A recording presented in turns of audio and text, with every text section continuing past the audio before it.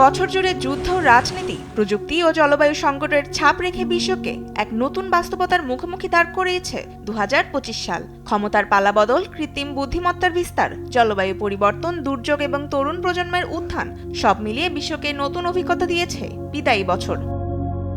বছরের শুরুতেই যুক্তরাষ্ট্রের রাজনীতি বড় মোড় নেয় ডোনাল্ড ট্রাম্পের দ্বিতীয় মেয়াদে ক্ষমতা গ্রহণের মধ্য দিয়ে। ট্রাম্পোনমিক্স নামে পরিচিত কঠোর বাণিজ্য নীতির বাস্তবায়নে ধাক্কা লাগে বিশ্বে। অবৈধ অভিবাসন দমাতে দেখা গেছে কঠোর নীতি। বছর জুড়ে আলোচনায় ছিল ভারত পাকিস্তান উত্তেজনা। ভারত শাসিত জম্মু কাশ্মীরের পেহেলগামে সন্ত্রাসী হামলায় পাকিস্তানের কাঁধে দায় চাপিয়ে এপ্রিলে যুদ্ধ ঘোষণা করে মোদী সরকার। ৪ দিনের যুদ্ধ থামলেও এখনও কমেনি দুদেশের উত্তেজনা।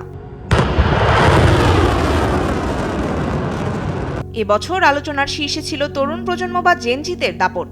দক্ষিণ এশিয়া থেকে লাতিন আমেরিকা, ইউরোপ থেকে যুক্তরাষ্ট্র, কোথাও দুর্নীতি, কোথাও চাকরি সংকট, কোথাও আবার সরকার পরিবর্তনের দাবিতে রাজপথে নামে তরুণ প্রজন্ম। যদিও এমন আন্দোলনে বেশিরভাগ জায়গায় দেখা গেছে ধ্বংসাত্মক কর্মসূচি।